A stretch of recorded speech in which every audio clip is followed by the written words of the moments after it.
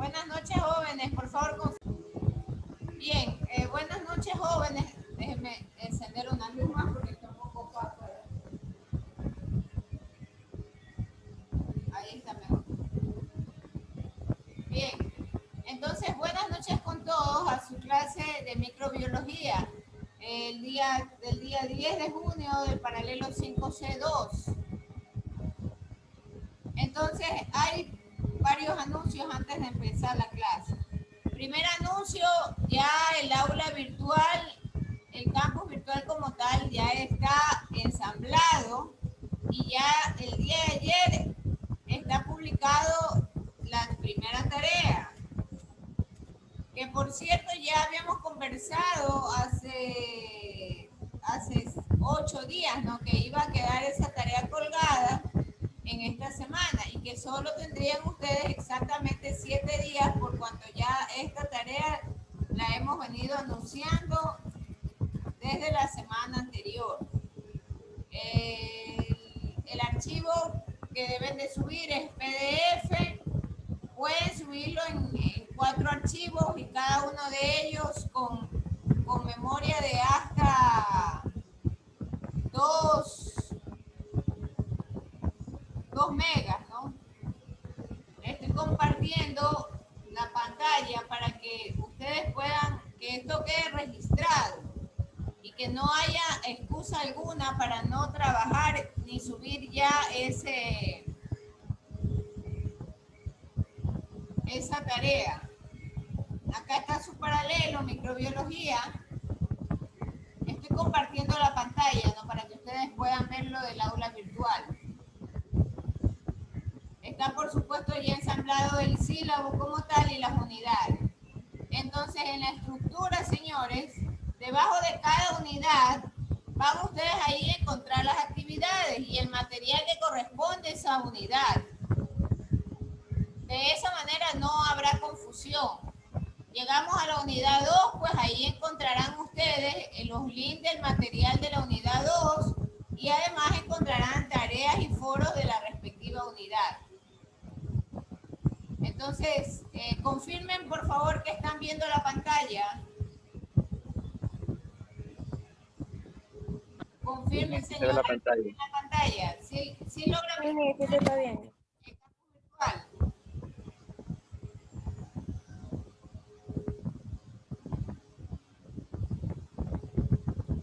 Bien, entonces ahí está la tarea. Explicar 4 experimentos que contradicen la generación espontánea. Ustedes tienen que del material de la consulta, el material de consulta teórica, tienen que seleccionar esos 4 autores con sus respectivos experimentos y explicar, como dice el texto, explicar con sus palabras, resumiendo y analizando. Mucho ojo, no es copia. No es copia y pega del internet, por favor. Si una persona hace eso, de seguro no tendrá el 10 que espera. Entonces es con sus palabras y explicar por qué usted considera que ese es el experimento más importante o por qué lo está seleccionando. El texto como tal no puede tener menos de 4 carillas. 4 carillas a espacio simple, letra Arial, tamaño 12. Y debe tener 6 bibliografías consultadas o netgrafías. Entonces, por favor, esta tarea fue publicada el día de ayer, 9 de junio. Tienen exactamente hasta el 16 de junio para poder subirla. Además, tienen también los links del material de consulta teórica. De este material, señores, van a salir preguntas del banco de reactivos para el examen. Están también las diapositivas de historia e introducción de la biología, que es lo que estamos culminando hoy. Y hoy estamos entrando a las diapositivas de clasificación de microorganismos. ¿Qué más tienen ustedes en su campus virtual? Está el repositorio. Ustedes no han sido mis estudiantes, por primera vez conocen cómo trabajo, por lo tanto, aquí donde dice repositorio de clases está el link del canal de YouTube, donde yo grabo todas las clases, ahí van descargadas las clases por fecha. Entonces, si usted activa este link, directamente lo va a llevar al canal.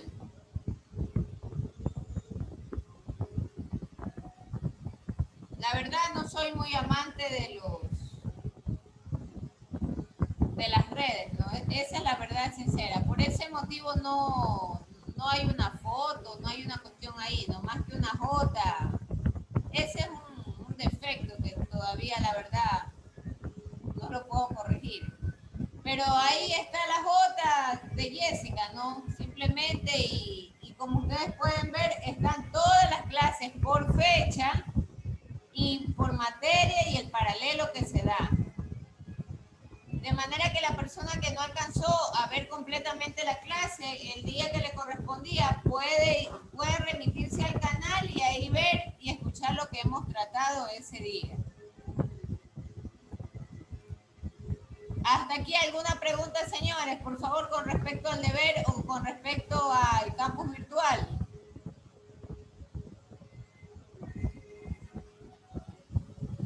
Ninguna, mija. Al parecer usted ya lo ha dejado claro en la plataforma y tanto las orientaciones de los deberes. Listo, entonces si no hay otra incógnita, vámonos con la clase como tal. Entonces nosotros habíamos visto la última clase ya, bueno, habíamos avanzado por toda la historia, ¿no? De la microbiología, los experimentos de Pasteur, cómo Pasteur había implementado instrumental de laboratorio con especificaciones y yo le llamaría un poco sofisticaciones, ¿no? Porque esto de mandar justamente a fundir matraces con cuellos curvos, matraces con formas tan estilizadas, con la finalidad de no dejarlos expuestos al aire, las muestras, ¿no? Es un trabajo que va más allá de ser un investigador, un médico, ¿no? Son funciones hasta inclusive de diseñador y de creativo, ¿no? Entonces, nosotros ya habíamos conversado sobre esto, habíamos también atravesado por lo del asunto de la generación espontánea y el experimento de Reddy y cómo vimos cómo en el paso de los años, 1820, los años siguientes, ¿no? Los años 1856, ya se trabaja con otros experimentos que contradicen el hecho de que la vida se generó espontáneamente. Y esto nos lleva hasta poder revisar cuál es el papel de los microorganismos en las enfermedades. Entonces, durante el siglo XIX, todo empieza desde los investigadores naturalistas, ¿no? Y los naturalistas, incluyendo el mismo Darwin, bueno, empiezan a notar la presencia de los parásitos como tal y del estilo de vida que tienen los parásitos. De manera tal que, por ejemplo, Agostino Bassi, en 1835, él estudia la enfermedad de gusano de seda y encuentra que esto se debe a un hongo. Entonces, ya con esos indicios, en realidad, habíamos hablado que se forman las escuelas alemanas, el mismo Instituto Pasteur, donde analizan los procesos fisiológicos del hombre y cómo quedan expuestos a alteraciones debido a los parásitos, ¿no? A microorganismos, hasta llegar a responsabilizar a los microorganismos por las pandemias propias, ¿no? Y por las epidemias que sufre la humanidad. Entonces, eso tiene que ver con respecto al rol de los microorganismos y el papel que estos cumplen con respecto a las enfermedades, con respecto a los estudios inmunológicos, como tal, cuál es el vínculo existente, ¿no? A partir de estos años, si bien es cierto, se estudian los microorganismos, también se empieza a trabajar con la inmunología del ser humano. Mis buenas noches, disculpe que le interrumpa. ¿Quién habla? Es que Leonel Onofre, buenas noches. ¿Qué le sucede? Disculpe, ¿por qué interrumpió? Es que le quiero decir que me voy a conectar desde otro dispositivo para que me pueda aceptar, por favor. A ver, hija, no entiendo. ¿Qué ocurre? O sea, que te acepten dónde. No, es que me voy a conectar desde otro dispositivo para poder escucharla mejor. Entonces quisiera que por favor me aceptaran el otro. No, eso no te preocupes, puedes conectarte. Cuando entres está bien, serás recibido. Gracias, mi. Bien, entonces decíamos de que la inmunología era también un tema que había despertado relevancia en los estudios científicos, ¿no? De hecho, Robert Koch, había generado 4 postulados importantes. Eso también lo vimos en la clase anterior.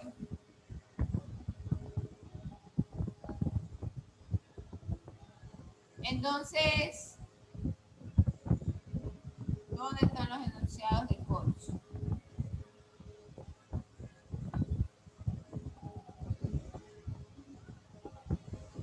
No, los enunciados de Koch.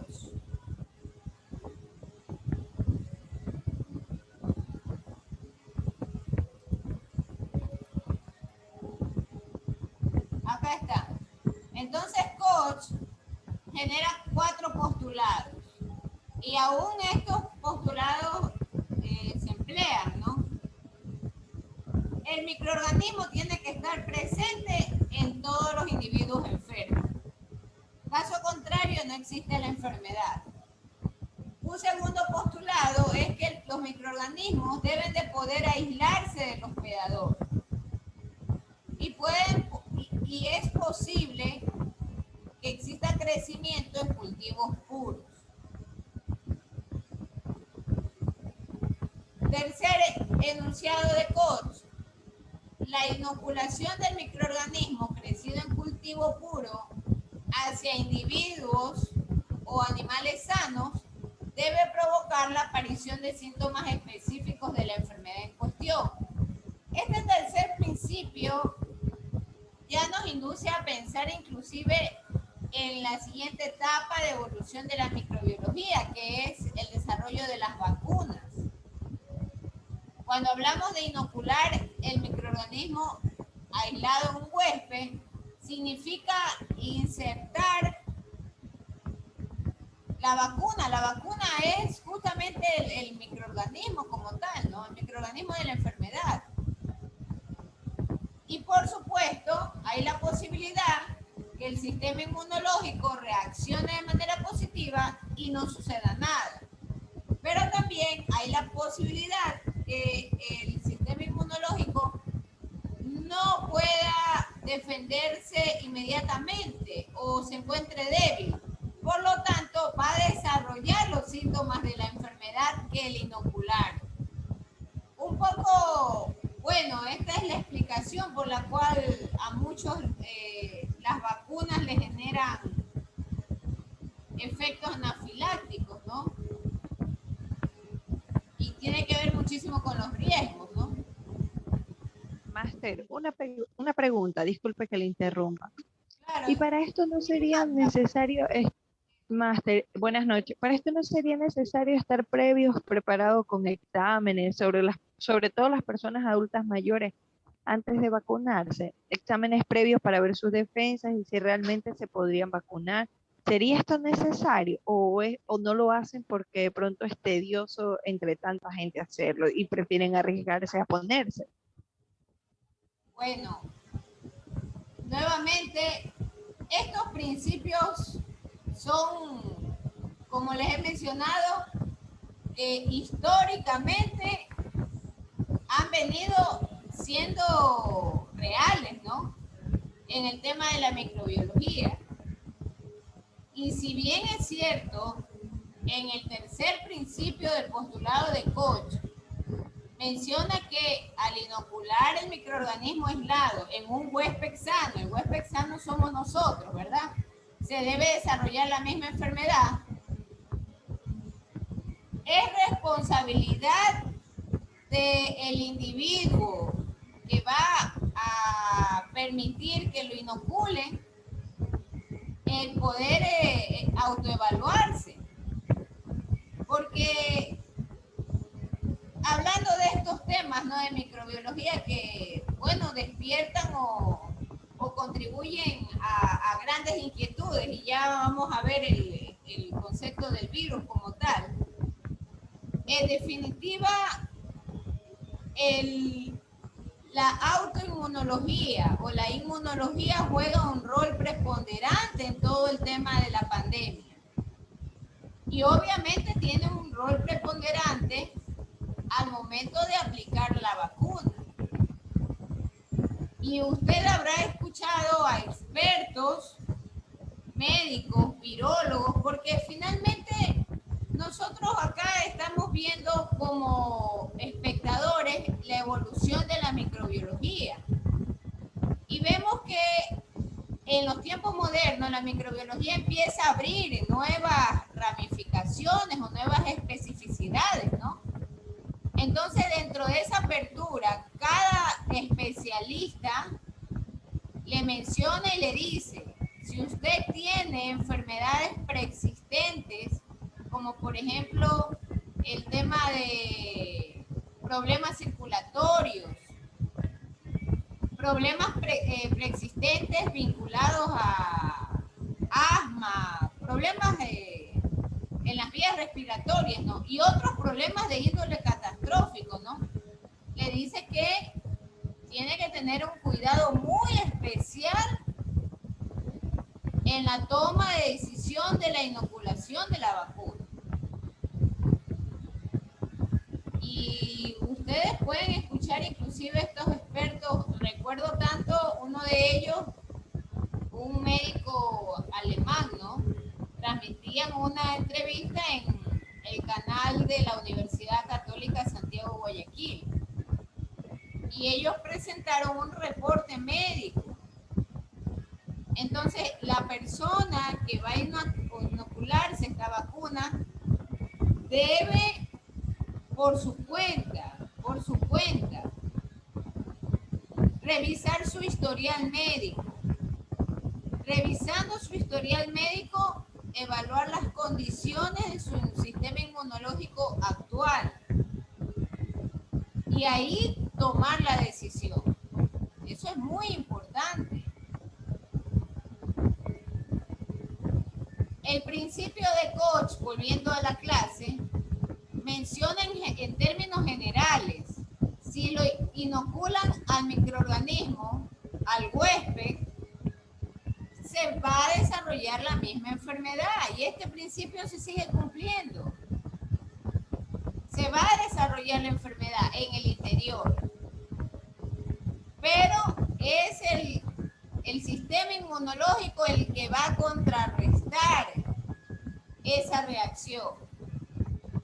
Si está fortalecido el sistema inmunológico, si no hay o no viene este historial secuencial de enfermedades, yo le llamaría graves, ¿no?, de índole graves, entonces es necesario hacer esa evaluación antes de. El Estado tiene un rol.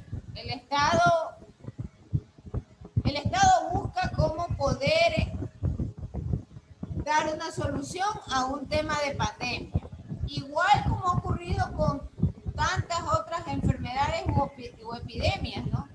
Y justo en la clase habríamos hablado, por ejemplo, del caso de la difteria, del tétano, de la sífilis, de la peste, de la meningitis.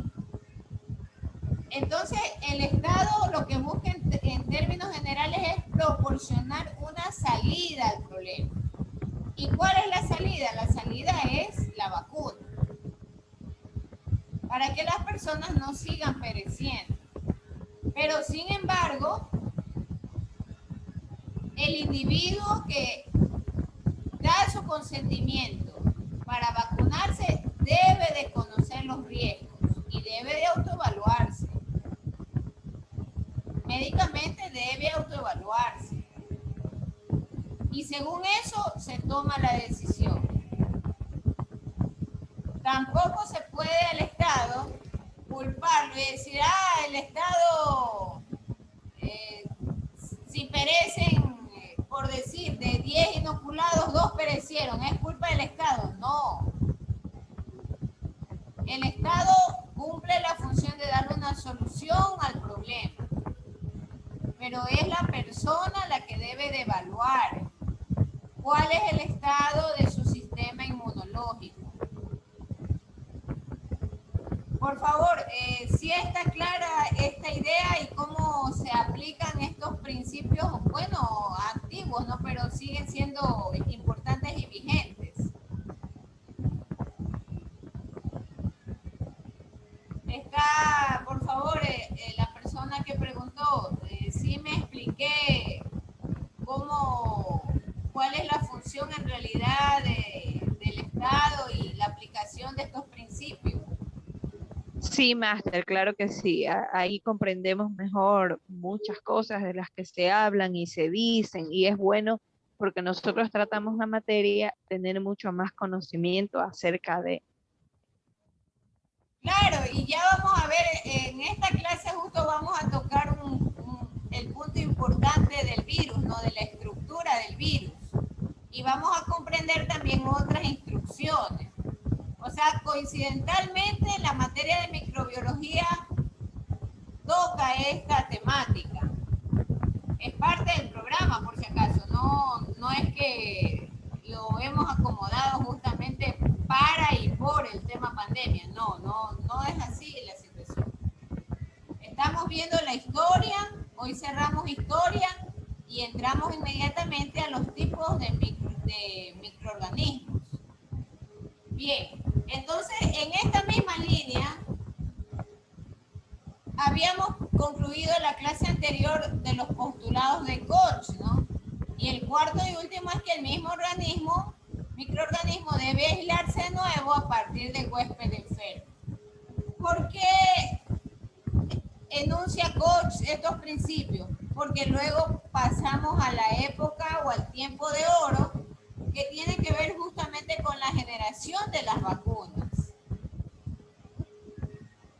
Entonces, ya nosotros habíamos conversado sobre cómo también evolucionó el receptáculo de muestras, que pasa de ser esas incómodas campanas de vidrio hasta lo que hoy en nuestros tiempos conocemos como esa plaquita de vidrio delgada, que es la placa Petri, o el agar-agar, ¿no? Que es como una especie de gelatina, donde justamente depositamos ahí una muestra que contiene microorganismos para poderlas visualizar en el microscopio. Entonces, ahí hay otros desarrollos importantes, ¿no? Por ejemplo, el filtro bacteriano en porcelana, por Chamberlain, el tema ya del procedimiento de la vacunación para proteger a las personas frente a la viruela. Esto fue en el año 1798. Y a esto habría que sumarle a Loeffler en 1884 con lo de la difteria, a Nicolayer y Kitasato, que fueron los responsables justamente de aislar los microorganismos productores del tétano, la neumonía como tal de Frankel en 1886, y vemos también cómo los trabajos médicos y las intervenciones se empiezan a mejorar y a perfeccionar. De manera tal que ya se habla de la asepsia, es decir, la limpieza de implementación médica para las intervenciones quirúrgicas. Y por supuesto, Pasteur, quien crea su instituto de investigación, tiene colaboradores y asistentes. Y entonces estos colaboradores empiezan a trabajar con compuestos como el fenol o el bicloruro de mercurio, justamente para lavar los instrumentales quirúrgicos. Entonces, la idea nuevamente sigue siendo evitar la presencia de las bacterias, por un lado. Por otro lado, estos elementos químicos buscan identificar las bacterias en las muestras. Entonces, Ehrlich,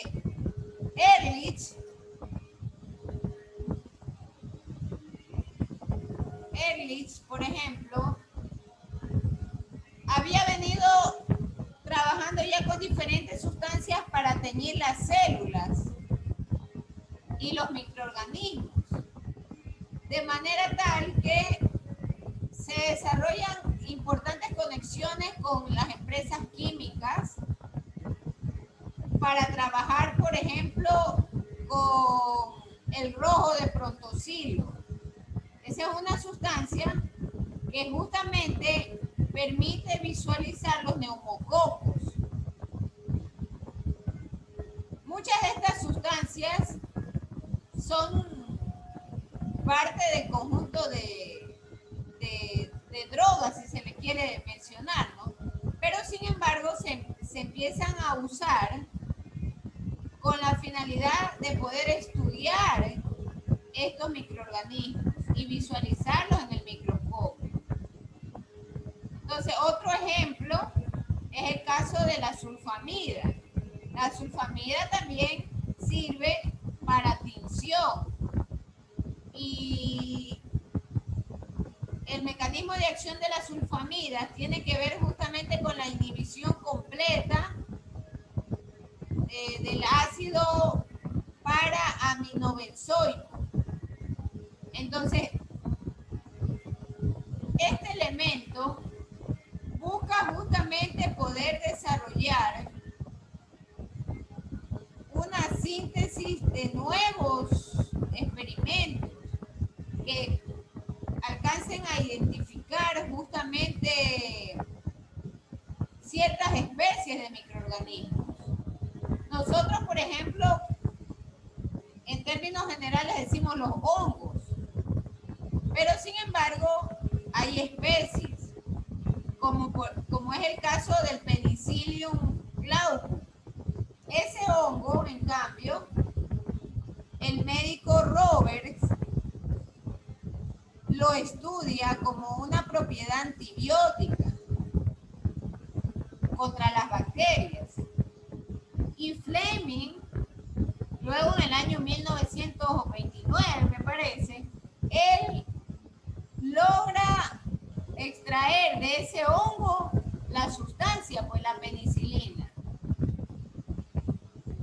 que hoy en día sabemos que es un elemento importantísimo para curar las enfermedades y para contrarrestar microorganismos. Entonces, todos estos son avances fundamentales. Ustedes acá en la lámina tienen el tema del cólera del pollo, el antrax, la rabia.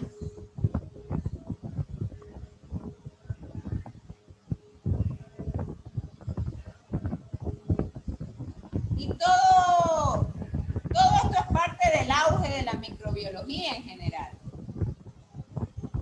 Entonces, como les explicaba, la microbiología empieza a extender sus ramas, ¿no? Y empieza a buscar ya especialidades. Y una de ellas es el estudio justamente orientado a la parte ecológica, a la parte de historia natural, a la parte del proceso de nutrición vegetal. Y allí encontramos la presencia de las bacterias justamente que fijan el nitrógeno en el suelo y las bacterias que desnitrifican el suelo. Todo eso como parte de un ciclo natural, ¿no? Y hay muchos ejemplos importantes, como es el caso de Kohn en el año 1875, que él trabaja y descubre que hay bacterias que obtienen energía justamente de la oxidación de las sales ferrosas.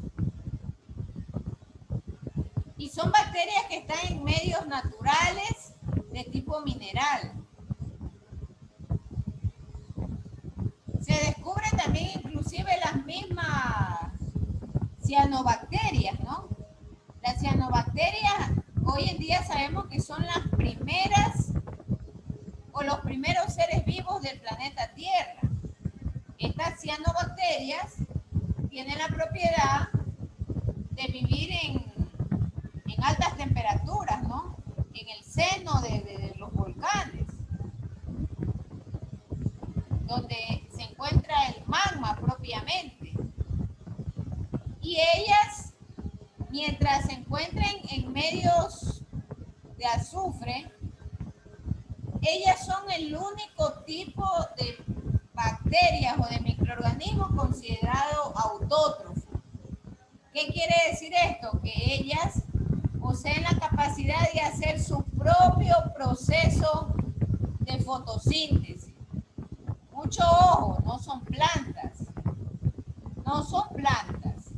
Las cianobacterias se encuentran en sitios con temperaturas muy altas, tipo centro de magma volcánico,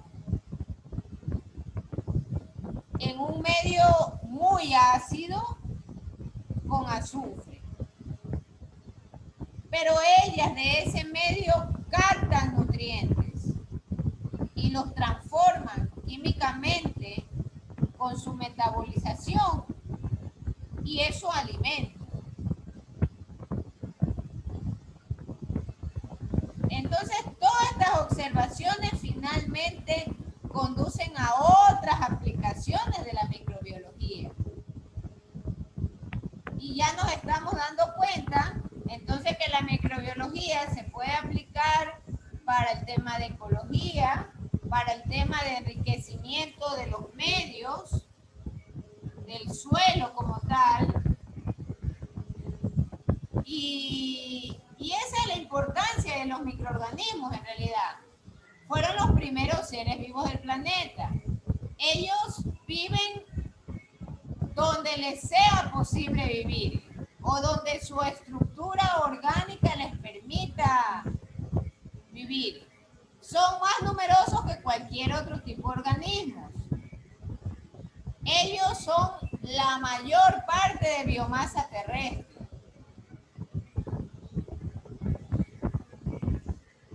Y además, ellos tienen la capacidad de influir en nuestra sociedad.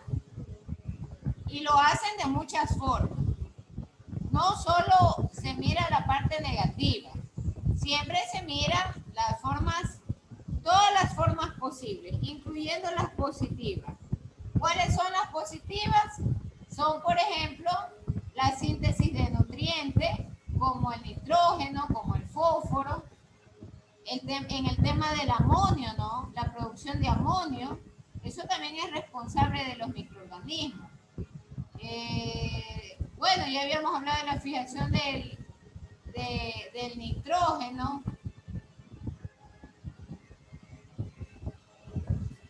Hasta llegar a nuestros días, en los cuales se habla de procesos de bioremediación en suelos contaminados. Entonces, de ahí viene el desarrollo de la inmunología, ¿no? Y de los procesos. Yo quiero avanzar un poco más rápido y veamos el tema del desarrollo de la virología como tal. Entonces, la virología como tal ha sido una ciencia que parte de la microbiología. Y ahí terminamos este grupo de diapositivas y pasamos a las del tipo de...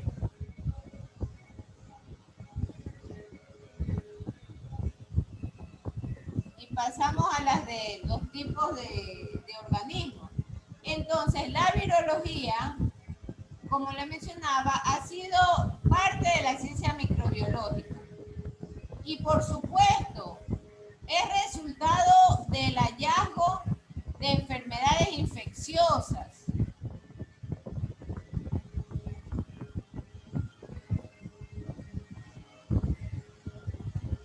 De manera tal que, nuevamente, las investigaciones siempre empiezan por el estudio de la planta, de la naturaleza. Entonces, el ruso botánico Dmitri, allá por los años 1892, empieza a estudiar la enfermedad del tabaco, de la planta del tabaco. Y encuentra que la responsabilidad recae en las bacterias. Y empiezan a trabajar con experimentos similares, de manera que pueden aislar a estas bacterias a través de estos filtros y, por supuesto, empiezan a analizar si estas bacterias pueden generar algún tipo de virus para otras especies, ¿no? O si estos son responsables, por ejemplo, en ese entonces, de una enfermedad del ganado.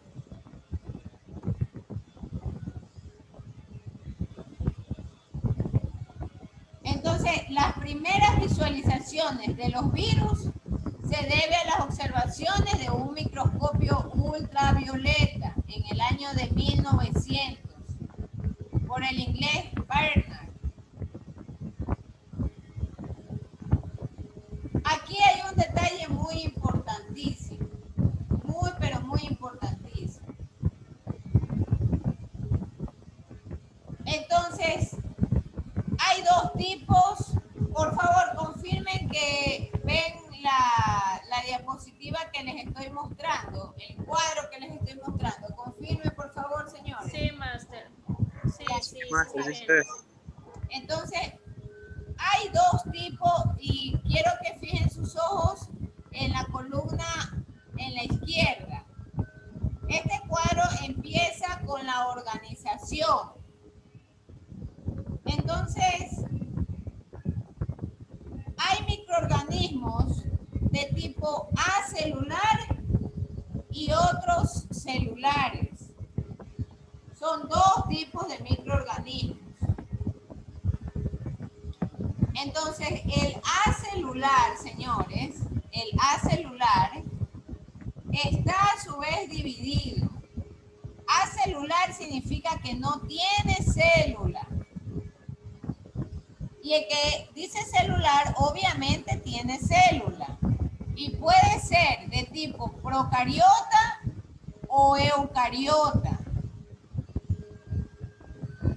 Este es el concepto básico que nos enseñaron, ¿no? Que hay células de tipo procariota y hay células de tipo eucariota. El día de hoy vamos a centrarnos en el acelular y vamos a trabajar con un par de clases, esta y la siguiente me parece. Entonces, el organismo acelular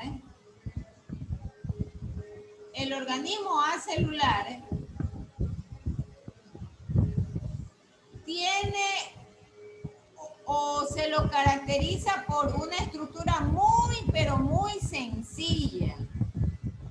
Muy sencilla.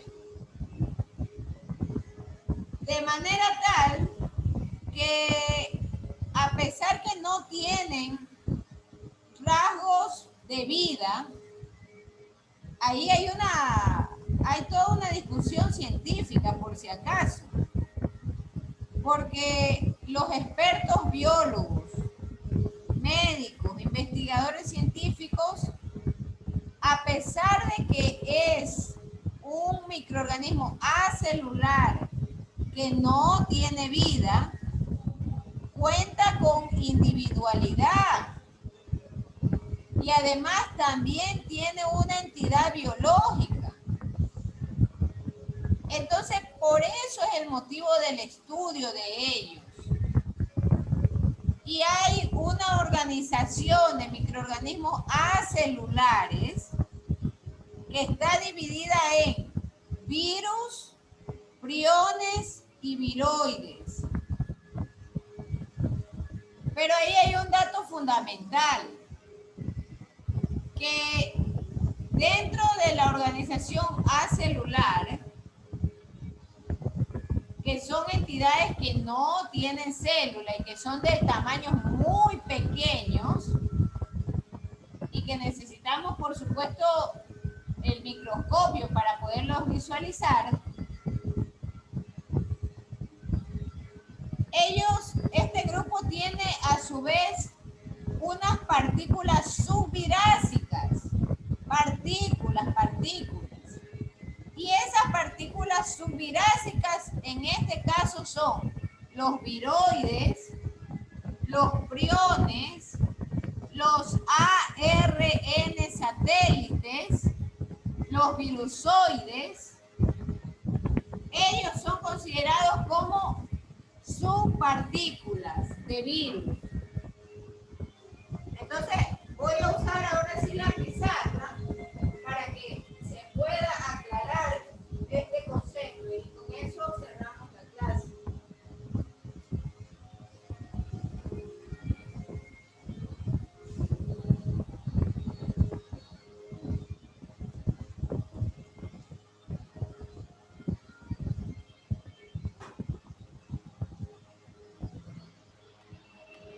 Entonces, miren, yo tengo un grupo de microorganismos que son acelulares, no tienen célula, por lo tanto se los cataloga como que no tienen vida, pero sin embargo tienen una identidad biológica. Ellos están divididos en los virus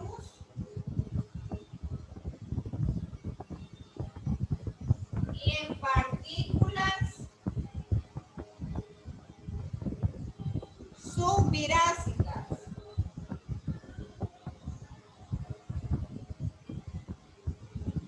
Y dentro de la división de sus partículas subvirásicas están los viroides, los priones y los ARN satelitales.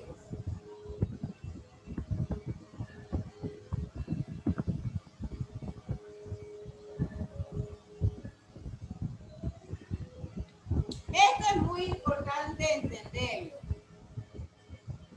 Obviamente, los virus tienen como característica, cada tipo de virus tiene una sola clase de ácido nucleico. O tiene ADN o tiene ARN.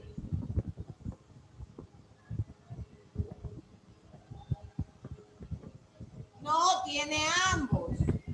Porque si tuviese ambos, ¿qué tendrían? Pregunto yo a Jorge Luis López. Si tuviesen los dos, ADN y ARN. A ver, por favor, les pido que respondan rapidito porque yo tengo que ya cerrar la clase. Después se me cruza con la siguiente. Laura Sánchez, por favor. Yo voy a empezar a tener que tomar participación. Un virus, máster.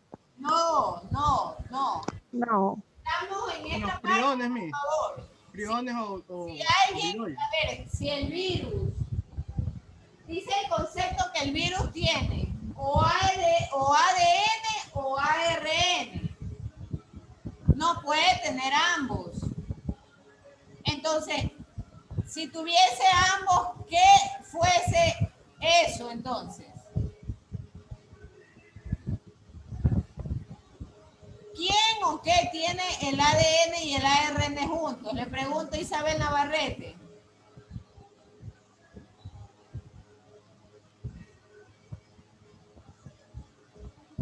Ha dejado botada la conexión. Cindy Panda, por favor, Cindy Panta, conteste. Si tuviese ADN y ARN, ¿qué es eso entonces? Mis células. Correcto, pero ¿qué es eso? ¿Qué es los dos juntos? Es la definición Genética. de qué. Cristian Zapata, conteste por favor.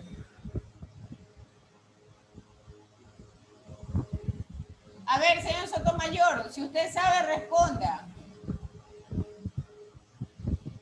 Información genética, mi. Exacto, muchas gracias, señor Sotomayor. Un bono se va a ganar, el primer bono de su clase. Correcto. Si tuviesen los dos juntos, este sería la cadena genética y fuese una célula. Por eso es que el virus no es una célula. Por eso mismo no es una célula. ¿Por qué, Máster? Porque solo tiene uno de los dos. Correcto. Entonces, no es No solo lo, un virus. entonces, Que llega y se va, ¿verdad? a ver, no es que se llegue y se va, simplemente o tiene ADN o tiene ARN. No puede tener ambos. Entonces, el virus requiere invadir una célula para poder completar esta información. Y ahí viene la enfermedad, porque altera la información genética de la célula con su confusión que es característica de él. Entonces, el virus tiene la capacidad de codificar proteínas. Él sí tiene esa capacidad. Y son estructuras en formas regulares, tipo cápsulas, que se llaman cápsidas. Entonces, los virus vienen envueltos en estas membranas de proteína. Y ahí está el justificativo por el cual nos dicen que debemos de eliminar superficies de grasa o lavarnos permanentemente las manos y ducharnos. Porque en el sitio donde se encuentre la grasa, ellos encuentran un asidero perfecto para esperar hasta que puedan encontrar una célula y poder invadirla. Entonces, si nuestras manos están con grasa, ellos, sus estructuras simples de proteína como tal, tipo cápsula, llegan y se depositan a este medio. Y por supuesto, al momento en que entran a nuestra dermis, nuestra epidermis, encuentran a las células que requieren para poder desarrollarse y para poder completar la información. Los viroides, en cambio, y con eso terminamos porque ya están el otro grupo entrando. Los viroides, en cambio, son partículas mucho más pequeñas que el virus. Y ellos, en cambio, tienen formas alargadas. Y ellos tienen una molécula circular de ARN, de una sola hebra. O sea, este viroide, que es una subpartícula. Bien, vamos a dejar hasta ahí la clase, vamos a hacer la foto. Por favor, hemos culminado con 20 personas. Son Mariana González, Chiquito Puno Samantha, Cindy Panta, Cristian Zapata, Denis Cárdenas, Edgar Sotomayor, Evelyn Guzmán, Joseph Zúñiga, Laura Sánchez, Leonel Onofre, Lilian Crespín, Jorge Luis López, María Quispe, Denis Ortega, Jennifer Panta, Raúl Villa, Ronaldo Echeverría, Sharon Plúa, Juliana Moscoso y Zaida Pin.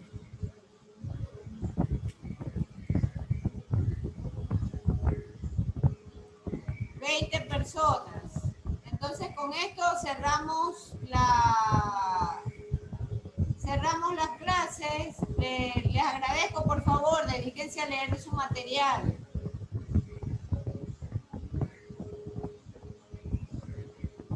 Déjenme detener la grabación.